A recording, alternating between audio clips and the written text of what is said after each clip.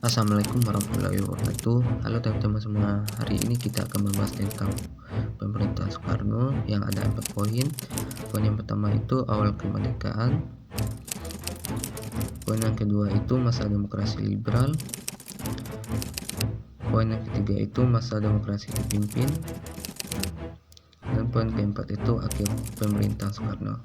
Yuk simak videonya sebagai berikut.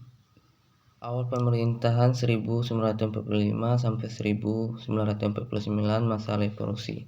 17 Agustus 1945 proklamasi kemerdekaan Soekarno Hatta menjadi presiden dan wakil presiden pertama kali Republik Indonesia. Indonesia berjuang mempertahankan kemerdekaan melawan Belanda yang ingin kembali berkuasa. Terjadilah agresi militer 2 1948. Puncak perjuangan Konferensi Meja Bundar KMB 1949.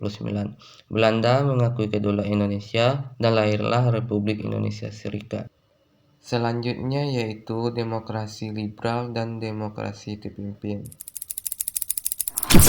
Demokrasi liberal adalah demokrasi yang memberikan kebebasan yang seluas-luasnya. Demokrasi ini berlangsung pada tahun 1950 hingga 1959. Di sini, presiden hanya berkedudukan sebagai kepala negara, sedangkan kekuasaan tertinggi berada di tangan parlemen. Kabinet dipimpin oleh Perdana Menteri dan bertanggung jawab kepada parlemen. Pada kehidupan masyarakat di bidang politik, terjadinya instabilitas politik akibat seringnya pergantian kabinet. Pada masa demokrasi liberal, dalam 9 tahun terjadi 7 kali pergantian kabinet. Kabinet yang termasuk yaitu Kabinet Natsir, Kabinet Sukiman, Kabinet Wilopo, Kabinet Ali Sastroamidjojo, Kabinet Burhanuddin Harahap, Kabinet Ali Sastroamidjojo II, dan Kabinet Dejanda. Hal ini karena parlemen memiliki kekuatan untuk menjatuhkan kabinet kapan saja. Akibat seringnya berganti, program kerja pemerintah pun sering terhenti. Banyaknya partai politik yang bersaing ketat membuat persatuan sulit dicapai.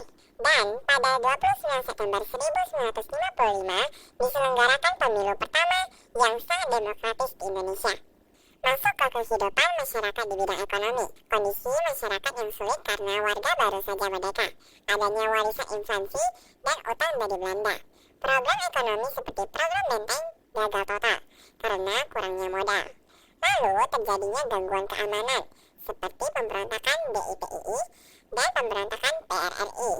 Masa demokrasi liberal berakhir ketika Presiden Soekarno mengeluarkan dekret presiden pada 5 Juli 1959 yang menyatakan pembubaran konstituante, kembali ke UUD 1945, berlakunya sistem demokrasi terpimpin, yaitu sistem demokrasi di mana seluruh keputusan berpusat pada pemimpin negara. Nah, sistem demokrasi liberal dianggap gagal karena terlalu banyak konflik. Selanjutnya yaitu akhir pemerintahan Soekarno. 30 September 1965 terjadilah gerakan 30 September yang menewaskan 6 jenderal TNI. PKI dituduh sebagai dalang setelah peristiwa ini. Kekuasaan Soekarno mulai merosot. 11 Maret 1960, Soekarno menandatangani surat pemerintahan yang memberi wewenang kepada Letjen Soeharto untuk mengambil langkah demi keamanan dan ketertiban. Soeharto menggunakan Super Semar untuk membubarkan PKI dan mengambil alih kekuasaan. Baiklah, hanya itu video yang dapat saya buat. Jika ada kata-kata saya yang salah atau dalam membuat video, saya minta maaf. Assalamualaikum warahmatullahi wabarakatuh.